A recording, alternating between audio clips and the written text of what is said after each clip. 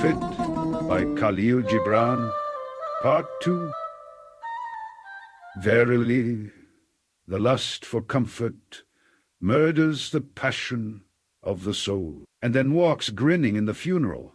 But you, children of space, you restless in rest, you shall not be trapped nor tamed. Your house shall be not an anchor, but a mast. It shall not be a glistening film that covers a wound, but an eyelid that guards the eye. You shall not fold your wings that you may pass through doors, nor bend your heads that they strike not against a ceiling, nor fear to breathe lest walls should crack and fall down. You shall not dwell in tombs made by the dead for the living, and though of magnificence and splendor, your house shall not hold your secret, nor shelter your longing. For that which is boundless in you abides in the mansion of the sky, whose door is the morning mist, and whose windows are the songs and the silences of night. And the weaver said, Speak to us of clothes.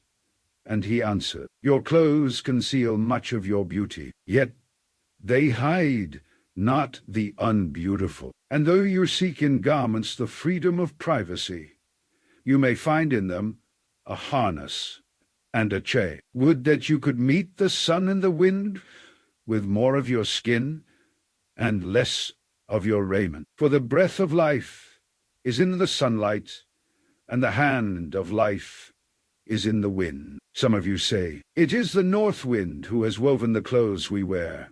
And I say, Aye, it was the north wind, but shame was his loom, and the softening of the sinews was his thread. And when his work was done, he laughed in the forest. Forget not that modesty is for a shield against the eye of the unclean. And when the unclean shall be no more, what were modesty but a fetter and a fouling of the mind? And forget not that the earth delights to feel your bare feet, and the winds long to play with your hair. And the merchant said, Speak to us of buying and selling. And he answered and said, To you the earth yields her fruit, and you shall not want, if you but know how to fill your hands. It is in exchanging the gifts of the earth that you shall find abundance and be satisfied. Yet, unless the exchange be in love and kindly justice, it will but lead some to greed and others to hunger. When in the marketplace you toilers of the sea and fields and vineyards meet the weavers and the potters and the gatherers of spices, invoke then the master spirit of the earth to come into your midst and sanctify the scales and the reckoning that weighs value against value. And suffer not the barren-handed to take part in your transactions. Who would sell their words for your labor?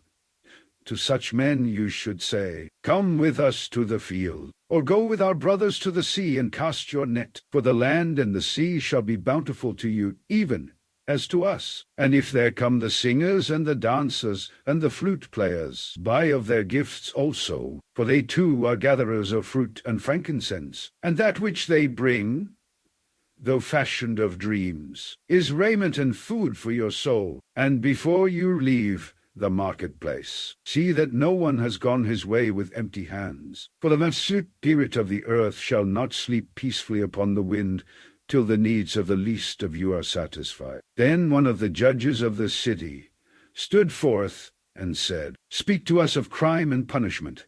And he answered, saying, It is when your spirit goes wandering upon the wind, that you, alone and unguarded, commit a wrong unto others, and therefore unto yourself. And for that wrong committed, must you knock and wait a while unheeded at the gate of the blessed. Like the ocean is your God's self, it remains forever undefiled. And like the ether, it lifts but the winged. Even like the sun is your God's self, it knows not the ways of the mole, nor seeks it the holes of the serpent. But your God's self dwells not alone in your being. Much in you is still man, and much in you is not yet man, but a shapeless pygmy that walks asleep in the mist, searching for its own awakening. And of the man in you would I now speak, for it is he and not your God self, nor the pygmy in the mist, that knows crime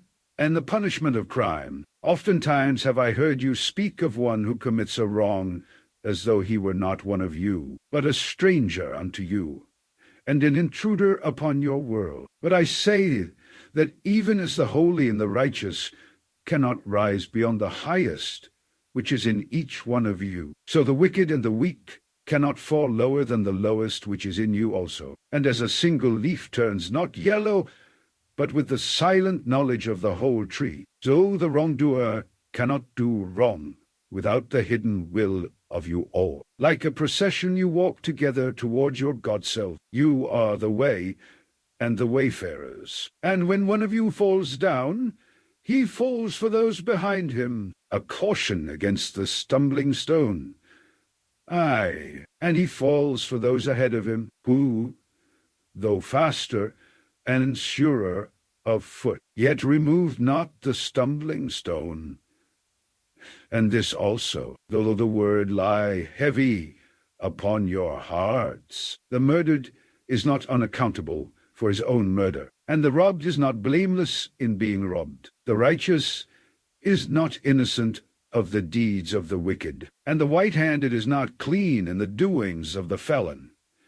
Yea, the guilty is oftentimes the victim of the injured, and still more often the condemned is the burden-bearer for the guiltless and unblamed. You cannot separate the just from the unjust, and the good from the wicked, for they stand together before the face of the sun, even as the black thread and the white are woven together. And when the black thread breaks, the weaver shall look into the whole cloth, and he shall examine the loom also. If any of you would bring to judgment the unfaithful wife, let him also weigh the heart of her husband in scales, and measure his soul with measurements. And let him who would lash the offender look unto the spirit of the offended. And if any of you would punish in the name of righteousness, and lay the axe unto the evil tree, let him see to its roots. And verily he will find the roots of the good and the bad, the fruitful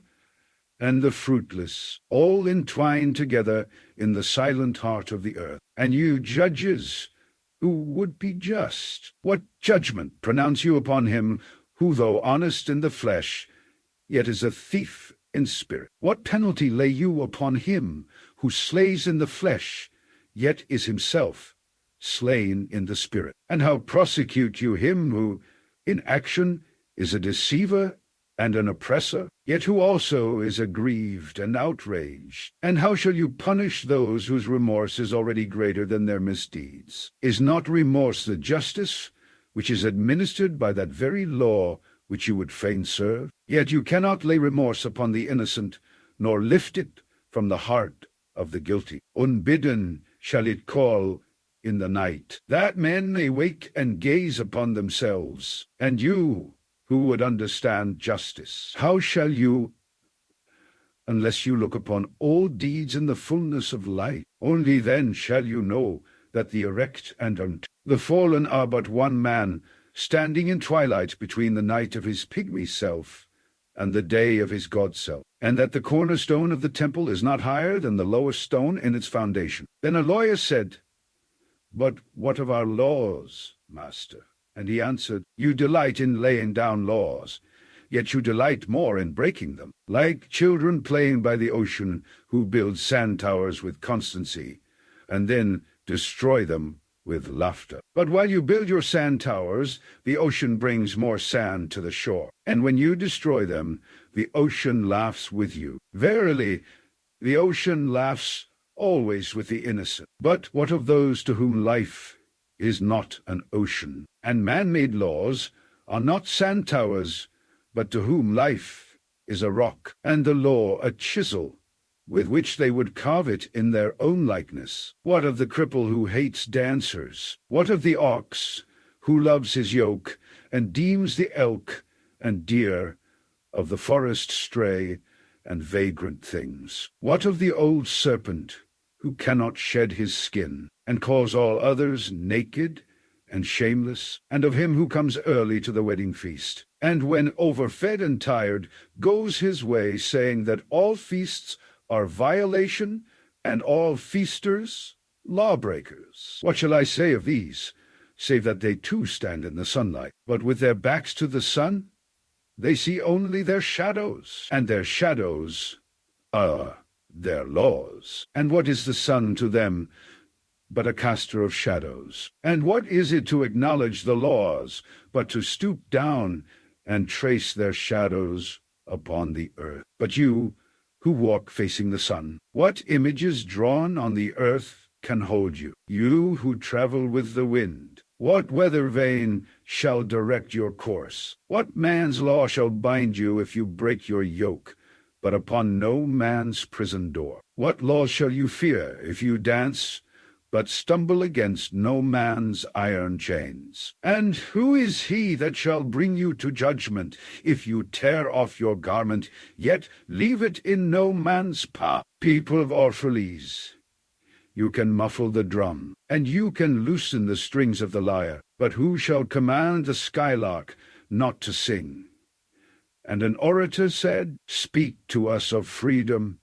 And he answered, "At the city gate and by your fireside, I have seen you prostrate yourself and worship your own freedom, even as slaves humble themselves before a tyrant and praise him, though he slays them. Aye, in the grove of the temple, and in the shadow of the citadel, I have seen the freest among you wear their freedom as a yoke and a handcuff. And my heart bled within me, for you can only be free when even the desire of seeking freedom becomes a harness to you. And when you cease to speak of freedom as a goal and a fulfillment, you shall be free indeed, when your days are not without a care, nor your nights without a want and a grief, but rather when these things girdle your life, and yet you rise above them naked and unbound. And how shall you rise beyond your days and nights, unless you break the chains which you at the dawn of old, your understanding, have fastened around your noon hour? In truth,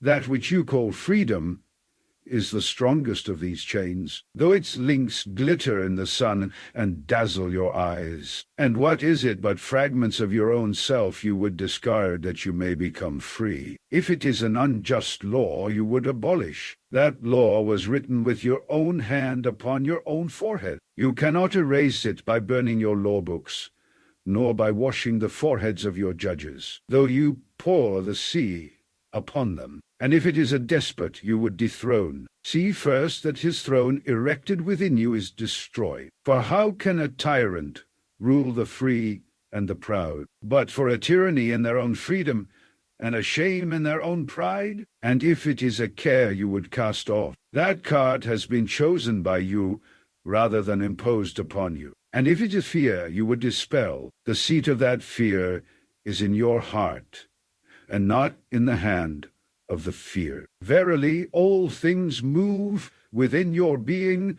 in constant half-embrace, the desired and the dreaded, the repugnant and the cherished, the pursued and that which you would escape. These things move within you as lights and shadows in pairs that cling. And when the shadow fades and is no more, the light that lingers becomes a shadow to another light. And thus your freedom, when it loses its fetters, becomes itself the fetter of a greater freedom. And the priestess spoke again and said, "Speak to us of reason and passion."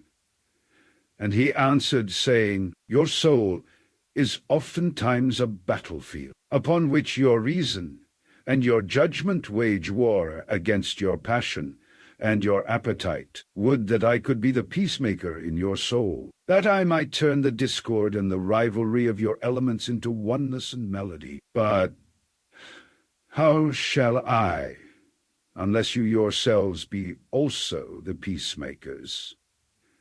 Nay, the lovers of all your elements, your reason and your passion are the rudder and the sails of your seafaring soul. If either your sails or your rudder be broken, you can but toss and drift, or else be held at a standstill in mid-seas. For reason, ruling alone, is a force confining, and passion, unattended, is a flame that burns to its own destruction. Therefore, Let your soul exalt your reason to the height of passion, that it may sing.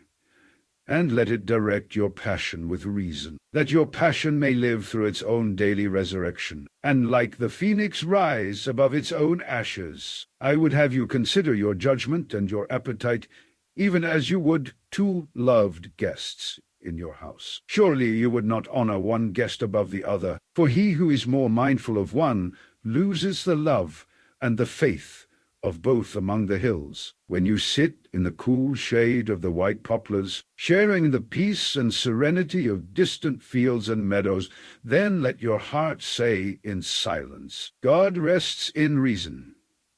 And when the storm comes, and the mighty wind shakes the forest, and thunder and lightning proclaim the majesty of the sky, then let your heart say in awe, God moves in passion. And since you are a breath in God's sphere, and a leaf in God's forest, you too should rest in reason and move in passion. And a woman spoke, saying, Tell us of pain. And he said, Your pain is the breaking of the shell that encloses your understanding, even as the stone of the fruit must break, that its heart may stand in the sun. So must you know pain. And could you keep your heart in wonder at the daily miracles of your life, your pain would not seem less wondrous than your joy, and you would accept the seasons of your heart, even as you have always accepted the seasons that pass over your fields, and you would watch with serenity through the winters of your grief. Much of your pain is self-chosen. It is the bitter potion by which the physician within you heals your sick self. Therefore, trust the physician, and drink his remedy in silence and tranquility. For his hand, though heavy and hard, is guided by the tender hand of the unseen, and the cup he brings, though it burn your lips, has been fashioned of the clay which the potter has moistened with his own sacred tears. And a man said, Speak to us of self-knowledge.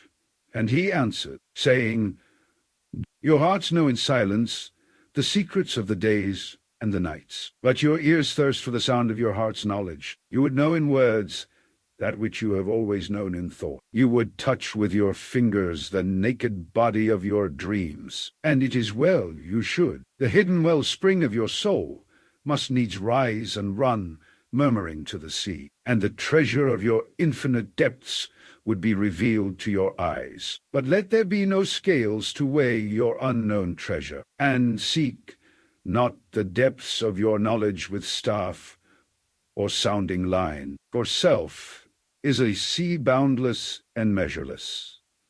Say not, I have found the truth, but rather, I have found a truth. Say not, I have found the path of the soul. Say rather, I have met the soul walking upon my path, for the soul walks upon all paths. The soul walks not upon a line, neither does it grow like a reed. The soul unfolds itself like a lotus of countless petals. Then said a teacher, Speak to us of teaching. And he said, No man can reveal to you aught but that which already lies half asleep in the dawning of your knowledge. The teacher who walks in the shadow of the temple among his followers gives not of his wisdom, but rather of his faith and his lovingness. If he is indeed wise, he does not bid you enter the house of his wisdom, but rather leads you to the threshold of your own mind. The astronomer may speak to you of his understanding of space, but he cannot give you his understanding. The musician may sing to you of the rhythm which is in all space, but he cannot give you the ear which arrests the rhythm, nor the voice that echoes it. And he who is versed in the science of numbers can tell of the regions of weight and measure, but he cannot conduct you thither. For the vision of one man lends not its wings to another man. And even as each one of you stands alone in God's knowledge, so must each one of you be alone in his knowledge of God and in his understanding of the earth. And the youth said, Speak to us of friendship.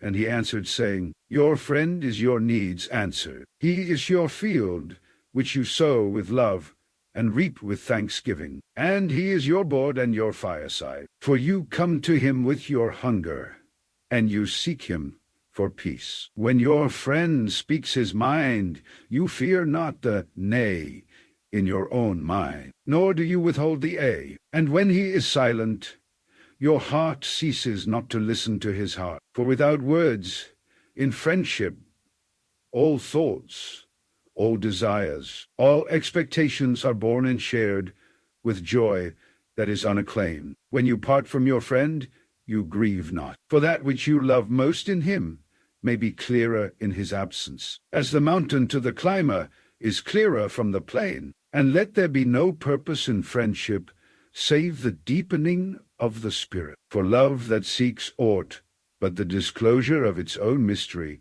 is not love, but a net cast forth, and only the unprofitable is caught. And let your best be for your friend. If he must know the ebb of your tide, let him know its flood also. For what is your friend that you should seek him with hours to kill? Seek him always with hours to live. For it is his to fill your need, but not your emptiness. And in the sweetness of friendship, let there be laughter and sharing of pleasures. For in the dew of little things, the heart finds its morning and is refreshed. And then a scholar said, speak of talking. And he answered, saying, you talk when you cease to be at peace with your thoughts. And when you can no longer dwell in the solitude of your heart, you live in your lips. And sound is a diversion and a pastime.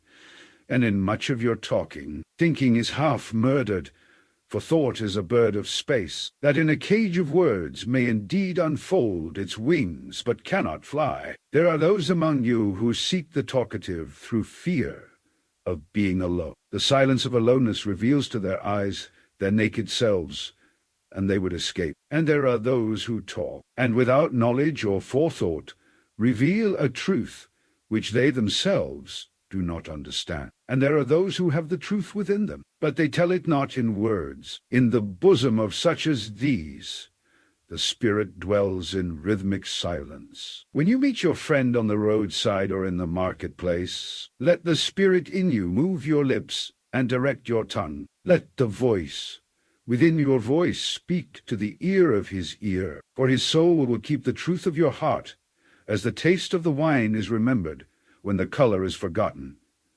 and the vessel is no more. And an astronomer said, Master, what of time?